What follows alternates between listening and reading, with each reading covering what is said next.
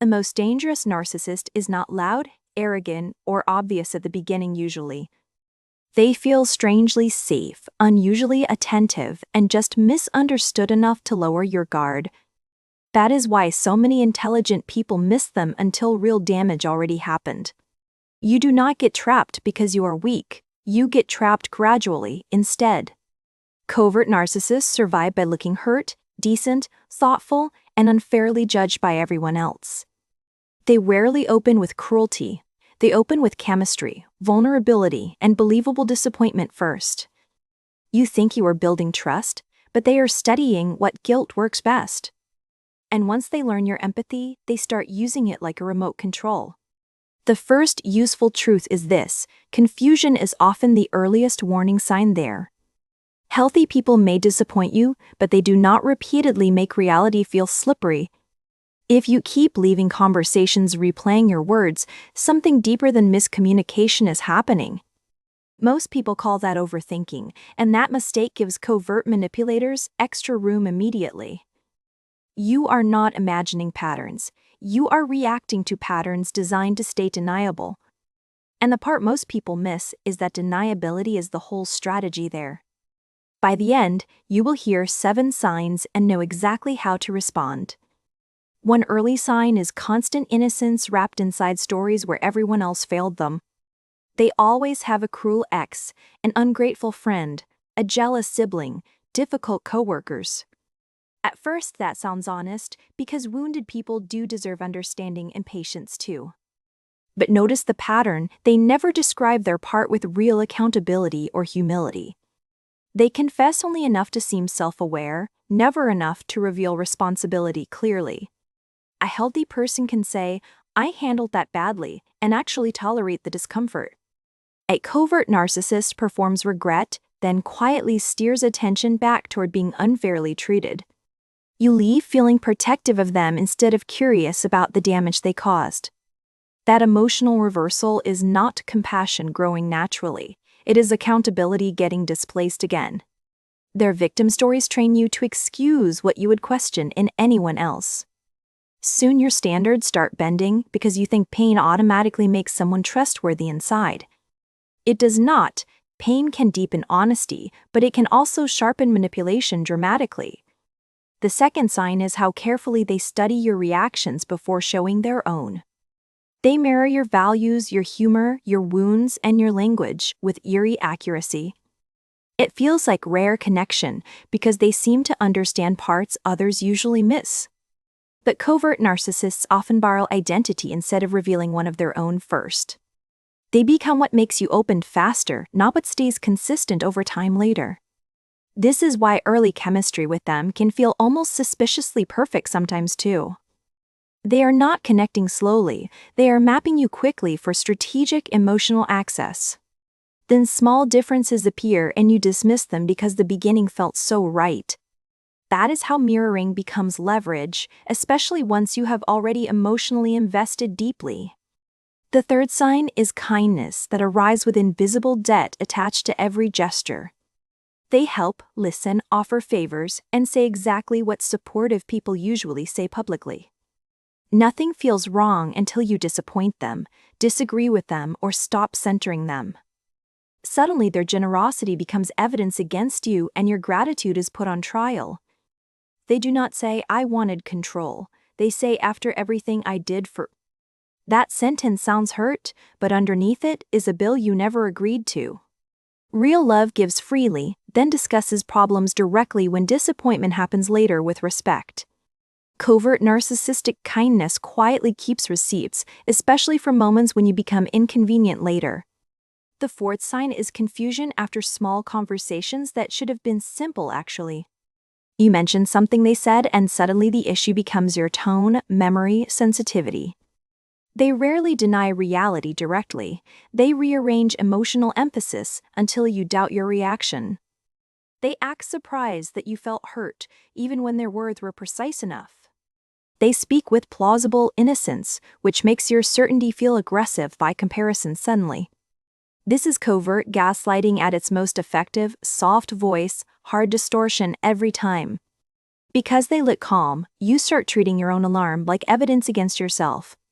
That is why you can feel crazy around someone who never raises volume once. The manipulation is not louder, it is cleaner, quieter, and harder to prove later. And that difficulty proving it is exactly what keeps you hooked there emotionally. The fifth sign appears when their public self and private self barely match at. Around others, they are thoughtful, composed, helpful, charming, and almost suspiciously reasonable, always too. Alone with you, they withdraw warmth, deliver little cuts, and deny the shift afterward. If you mention the difference, they call you dramatic, negative, insecure, or impossible again. Their reputation becomes part of the trap because nobody sees the colder version regularly. So you start borrowing the crowd's perception and doubting your own lived experience inside. This split is powerful because image matters more to them than genuine intimacy ever. You get the manipulation while everyone else gets the mask they worked so hard. The sixth sign is how they punish independence without looking controlling at all outwardly. The moment you become busier, happier, clearer, or less available, something sour appears instantly. Maybe it is a cold text, a delayed reply, a sarcastic joke, withdrawn affection. Maybe they suddenly need reassurance right when your attention belongs somewhere important to you. Maybe they act unimpressed when something good finally happens for you at all there. This is not random moodiness, it is a reaction to losing central access again. Covert narcissists often tolerate your pain better than your growth because growth threatens control. Your struggle keeps you reachable, apologetic, and easier to organize around their needs daily. Your strength forces them to face your separate reality, and they resent that deeply. So they do not always attack your success directly, they contaminate it emotionally instead. Here is the dangerous part most people still explain away as stress or personality. When someone repeatedly leaves you doubting yourself, the pattern matters more than their excuse. Intent matters morally, but pattern matters practically, because pattern predicts what happens next to you. And your nervous system usually notices the pattern before your mind allows it consciously. That is why you keep feeling uneasy even after nice conversations and small apologies. The seventh sign is how apologies from them rarely create actual safety afterward either. They apologize to end consequences, not to understand impact or repair trust with actions. You hear, "I am sorry you feel that way," or "I was overwhelmed earlier."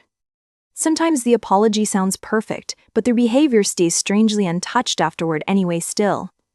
Real remorse changes patterns, accepts discomfort, and gives you room to stay wary safely. Manipulative remorse wants immediate emotional cleanup, preferably done by the person they harmed already. So if you still feel unsafe after an apology, believe the unsafe feeling first. Your body is not punishing them, it is reading unresolved risk with remarkable accuracy. Here is where most good people accidentally hand covert narcissists even more power away. They keep explaining, clarifying, defending, reassuring, and trying to be impossibly fair every time. That makes sense because healthy relationships improve when both people care about truth equally. But manipulators do not use your explanations to understand you better at all later. They use them to locate your pressure points, your hopes, and your fear faster. Every extra paragraph you send gives them more language to twist later against you. Every emotional courtroom you enter teaches them that accusations keep you engaged and reachable. And for covert narcissists, emotional access is often more valuable than affection itself anyway. They would rather control your state than earn your trust through consistent behavior honestly. That is why arguing with hidden manipulation can feel endless and strangely addictive too. You are teasing closure from the same person manufacturing the confusion in you daily. And confusion does not clear inside the machine that keeps producing it for you. Real power starts when you stop trying to win inside their distorted frame completely. You do not need the perfect argument, you need a stable position instead now. That position sounds like fewer words, slower reactions, and less emotional volunteering from you. It sounds like noticing bait without proving you noticed bait to them at all. It sounds like saying, "I am not discussing that," and then actually stopping there. It sounds like refusing to defend your memory to someone invested in bending it. It sounds like letting their disappointment belong to them without rescuing, managing, or absorbing. A strong boundary is often quiet enough to look unimpressive from the outside initially. But quiet boundaries change toxic dynamics faster than dramatic speeches ever do in practice. You do not owe endless access just because someone feels intensely about you today. Intensity is not intimacy, and guilt does not prove you did something wrong either. Sometimes the most powerful response is a pause long enough to expose their strategy. They expect immediate emotion, immediate defense, immediate reassurance, immediate repair from you every time. When that pattern suddenly stops, they lose the script that usually works on you.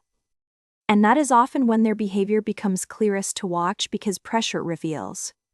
They may push harder, act hurt, smear you softly, or test new angles next. Do not mistake that escalation for proof your boundary was wrong at all there. It is usually proof the boundary touched the exact control point they wanted hidden. This is the identity shift that changes everything for you going forward now permanently. You stop seeing yourself as difficult for noticing patterns other people miss first sometimes. You start seeing yourself as perceptive because your confusion had structure all along there. You stop measuring kindness by words, charm, vulnerability, or early intensity alone anymore now. You start measuring it by consistency, accountability, repair, and how safe truth feels nearby. You stop asking, "Did they mean to hurt me?" and start asking what repeats. Because repeated harm with constant confusion is enough information on its own for action. And once you understand that, your energy stops bleeding into false hope every day. You become harder to hook, not because you feel nothing, but because you notice. You notice who gets warmer when you grow and who gets colder immediately instead. You notice whose apologies settle your body and whose apologies demand quick amnesia afterward. You notice who respects boundaries quietly and who treats them like betrayal instantly instead. And that noticing is not coldness. It is emotional self-respect finally becoming visible. If this title found you at the right time, trust that timing more deeply. Maybe somebody in your life has been hard to explain, but easy to feel. Maybe their behavior looked small enough to dismiss, yet heavy enough to drain you. That combination is exactly why covert narcissistic behavior hides in plain sight for years. It does not always arrive screaming. Sometimes it arrives softly, smiling, and offended first. It borrows tenderness, vulnerability, and patience until you stop checking what is true anymore. Then it feeds on your explaining, your loyalty, and your wish to be fair. But now you can see the quieter moves, and that changes your future dramatically. You do not need to hate them to stop letting them shape you anymore. You do not need one final confession to trust what you already lived through. And you do not need permission to become less available to confusion starting now. The moment you protect your peace without explaining it, their fog starts losing power.